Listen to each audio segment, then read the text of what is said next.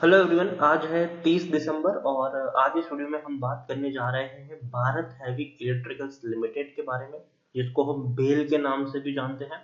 35 रुपए का ये सरकारी शेयर है और पिछले कुछ दिनों से अगर हम देखें तो दोबारा इसमें तेजी लौट आई है। वीडियो में हम बातचीत करेंगे कि इस शेयर में खरीदारी करने का सही मौका है कि नहीं, या फिर यहाँ पर आपको अब अगर खरीदारी कर ली है तो क्या करना चाहिए, उन सारी चीजों के बारे में इस वीडियो में हम बातचीत करेंगे। लेकिन उससे पहले अगर आपने अभी तक चैनल को सब्सक्राइब नहीं किया है तो प्लीज अभी इसे सब्सक्राइब कर लीजिए, क्योंकि आगे भी बहुत सारे वीडियोस हैं जो आपको काफी ज्यादा हेल्प करेंगे। उसके साथ साथ अगर आपने अभी तक मेरी टेलीग्राम चैनल को सब्सक्राइब नहीं किया हो तो उसको भी सब्सक्राइब करना मत भूलिएगा, लिंक आपको डिस्क्रिप्शन में मिल जाएगा। तो बात करते हैं बेल की। 35 रुपए का शेयर है। पिछले एक महीने में अगर हम देखें तो एक महीने में 8% का ग्रोथ है। अब देखिए 32 रुपए से उठकर शेयर सीधा 36 रुपए तक पहुंचा, लेकिन उसके बाद एक शार्प डिक्लाइन भी हमने देखा। यहाँ पर दोबारा 32 रुपए पर शेयर पहुंच गया, लेकिन दोबारा से एक शार्प तेजी हमें देखने को मिल रही है पिछले कुछ दिनों से। पिछले एक साल में अगर हम देखें तो 17% की अभी भी गिरावट है। देखिए प्री कोविड लेवल तक ये शेयर पहुंच गया था, ठीक है, लेकिन बाद में गिरावट आई, फिर हल्की सी तेजी आई, फिर एक बहुत बड़ी गिरावट आई जो इसको 27 रुपए तक लेके गई। अब फिर से तेजी की तरफ शेयर बढ़ने की कोशिश जरूर कर रहा है। 3 साल में देखिए तो 61% की गिरावट है। देखिए शेयर कंटिन्यूअस टूट रहा है, कंटिन्यूअस 104 रुपए के लेवल से टूट कर ही ये नीचे पहुंच रहा है। 10 साल में भी देखें तो 88% की गिरावट है। यहाँ पर 312 रुपए के लेवल से टूटा है ये शेयर पिछले 10 साल में।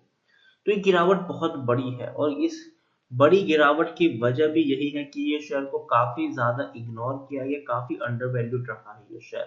उसके अलावा जिस तरीके से अगर हम देखने जाए तो भारत हैवी इलेक्ट्रिकल्स को एक बड़ा खामियाजा ये भी भुगतना पड़ा था कि जिस तरीके से चाइनीज इंपोर्ट बढ़ा था, तो कहीं ना कहीं अगर हम देखें तो इस कंपनी को उसे नुकसान पहुंचा था। लेकिन अब जब इंडिया और चाइना के बीच में काफी ज्यादा टेंशन चल रहा है और हम सब चाहते भी हैं और इवन सरकार भी इस दिशा में आके काम कर रही है कि चाइनीज प्रोडक्ट को हम बाइकआउट करें और इंडिया में ही बड़े मैन्युफैक्चर स्टार्ट करें हम, और उसके लिए एक बड़ा ऑप्शन हो सकता है भेल। और ये बात वेदांता के जो चेयरमैन है अनिल अग्रवाल, उन्होंने खुद कहा था कि अगर हमें चाइना पर से डिपेंडेंसी को कम करना है तो हमें इंडियन कंपनियों को ज्यादा एंकरेज करना पड़ेगा। और अगर कोई ऐसी कंपनी है जो चाइनीज कंपनियों को रिप्लेस कर सकती है तो वो है भारत हैवी इलेक्ट्रिकल्स। बेल एक बड़ा ऑप्शन हो सकता है, ऐसा उनका स्टेटमेंट था। और उनके इसी स्टेटमेंट के बाद हमें बेल में एक बड़ी रैली देखने को मिली थी। यहाँ पर देखिए 20 रुपए शेयर सीधा उछल के सीधा 2 गुना हो गया था, लेकिन बाद में प्रॉफिट बुकिंग भी हमें यहाँ पर देखने को जरूर मिली है। मिड कैप शेयर है ये, 12,500 करोड़ के आसपास का इसका मार्केट कैप है। एनएससी में देखिए तो भैया 4 करोड़ तक के शेयर्स अभी तक ट्रेड हो चुके हैं। अभी वक्त हुआ है दोपहर का 1 बज रहा है और 4 करोड़ तक के वॉल्यूम ट्रेड हमें ऑलरेडी देखने को मिल चुके हैं यहाँ पर। तो काफी बड़ी क्वांटिटी में खरीदारी यहाँ पर हो रही है, बिकवाली भी हो रही है। सरकारी शेयर है, पीएसयू शेयर है, तो देखिए डूबने का खतरा तो नहीं है। ऐसा नहीं हो कि कंपनी डूब जाएगी। कल को अगर सरकार नहीं संभाल पाएगी इस कंपनी को तो प्राइवेट प्लेयर को हैंड ओवर कर देगी। और ऐसे में डेफिनेटली अगर हम सब देख रहे हैं कि अगर सरकार स्टेक बेचने की बात करती है, किसी भी कंपनी में प्राइवेट प्लेयर को देने की बात करती है, तो शेयर में हमें तेजी ही देखने को मिल रही है। प्रमोटर के पास 63.17% की होल्डिंग है, एफआई के पास 4.24, म्यूचुअल फंड के पास 4.27% की होल्डिंग, और दोनों ने अगर हम देखें तो बिकवाली की है जून क्वार्टर को अगर हम सितंबर से कंपेयर करते हैं तो। इंश्योरेंस कंपनी के पास 10.91% की होल्डिंग हमें देखने को मिल रही है।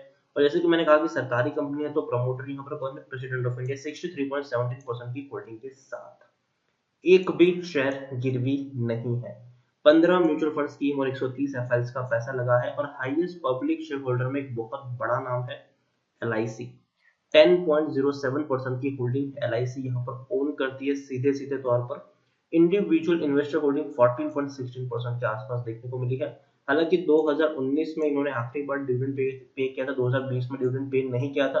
और कोविड के चलते अगर हम देखें तो बहुत सारी कंपनीज है जिन्होंने 2020 में डिविडेंड पे नहीं किया है, तो उम्मीद करते हैं कि दोबारा से कंपनी 2021 में डिविडेंड पे करे। टेक्निकल रेटिंग अगर हम देखें तो काफी अच्छी है, तेजी के संकेत है, शेयर अभी भी ऊपर जा सकता है। According to money control user 93% लोग खरीदने की सलाह दे रहे हैं, 7% लोग आपको यहाँ पर बेचने की बात भी कर रहे हैं। भेल के बारे में अगर हम देखने जाए तो कंपनी का जो रेवेन्यू है वो डेफिनेटली कोविड की वजह से इम्पैक्ट हुआ है, गिरा है, लेकिन फिर भी ये प्री कोविड लेवल तक पहुंचने की कोशिश कर रहा है। आप देखिए सितंबर 2019 में 6,226 करोड़ का रेवेन्यू हुआ था इनका। बाद में वो धीरे धीरे डिक्रीज हुआ, मार्च 2020 में 5,000 करोड़ के आसपास रहा। जून में जब लॉकडाउन था तब 1,990 करोड़ का रेवेन्यू था। बाद में देखिए सितंबर, उसके बाद का क्वार्टर जब हम लोग अनलॉक के फेज में आ गए तब वो रेवेन्यू डबल हो गया, 3,695 करोड़। प्रॉफिट की भी अगर हम बात करना चाहें तो अभी भी कंपनी अगर हम देखें तो पिछले 3 क्वार्टर से नुकसान में है। मार्च 2020 में 1,535 करोड़ का लॉस था। जून 2020 में 895 करोड़ के आसपास का लॉस था। सितंबर 2019 में 565 करोड़ के आसपास का लॉस हमें देखने को मिला है। अब उम्मीद करते हैं कि दिसंबर में एक पॉजिटिव कैंडल हमें देखने को मिल जाए, क्योंकि इससे पहले कंपनी 100 करोड़ तक तो प्रॉफिट करती थी। तो उम्मीद करते हैं कि दिसंबर में, जब ऑलरेडी हम लोग अनलॉक के फेज में आ चुके थे और जो बिजनेस था वो एज यूजुअल काम करना शुरू हो चुका है, तो कहीं ना कहीं ये भी एक्सपेक्टेशन की जाए कि यहाँ से दोबारा से हमें तेजी के संकेत देखने को मिल सकते हैं। जैसे कि मैंने आपको कहा कि प्रमोटर सरकार है, यहाँ पर सबसे बड़ी होल्डिंग उन्हीं के पास है 63.17% की। पब्लिक के पास भी आप देखेंगे तो 17.01% की होल्डिंग देखने को मिली है। डीआईएस के पास 15.57 और एफआईएस के पास 4.24% की होल्डिंग देखने को मिल रही है। भेल के बारे में अगर मैं बात करूं तो मुझे अभी भी ये शेयर सस्ता लगता है। मुझे लगता है कि लॉन्ग टर्म पर्सपेक्टिव से ये शेयर अभी भी दम रखता है। हालांकि अप्स एंड डाउन्स इसमें बनी रहेगी, लेकिन लॉन्ग टर्म में जो इसका ग्राफ है वो मुझे लगता है कि अब यहाँ से पॉजिटिव की तरफ आगे बढ़ सकता है। क्योंकि देखिए इंडिया और चाइना के बीच में जो टेंशन पैदा हो चुका है वो मुझे नहीं लगता कि आने वाले दिनों में शांत होगा, वो और बढ़ता जाएगा। इंडिया भी स्ट्रेटेजिक तौर पर चाइना के ऊपर जो अपनी डिपेंडेंसी है उसको कम करने की पूरी कोशिश करेगी, और मैन्युफैक्चर यूनिट्स जो है वो आपको इंडिया में आने वाले दिन में और बढ़ते हुए देखने को मिलेंगे। और ऐसे में भेल एक बहुत ही बड़ा प्लेयर बन सकता है। और सरकार भी खुद चाहती है कि जो पीएसयू कंपनी जो है, जो नहीं चल रही है, उनको प्राइवेट प्लेयर को बेच के निकाला जाए, और जो कंपनी चल रही है उसको रिफॉर्म किया जाए, उसमें नए डिसीजंस लिए जाए, उसको फिर से प्रॉफिटेबल बनाया जाए। तो सरकार आप देख रहे हैं कि एक के बाद एक कुछ कंपनियों को बेच रही है जिसको वो लोग संभाल नहीं पा रहे हैं। तो अगर दोनों ही सूरतों में सर पीएसयू शेयर्स में आपको तेजी देखने को मिलेगी। अगर प्राइवेट के पास जाते हैं तो ऑलरेडी ये शेयर जो है वो बहुत ही सस्ते दाम पर अवेलेबल है, वो डेफिनेटली आपको तेजी देखने को मिल जाएगी। अगर सरकार खुद अपने अंडर में भी रखेगी तो सरकार को पहले के मुकाबले बहुत ही कम कंपनियों को मैनेज करना पड़ेगा।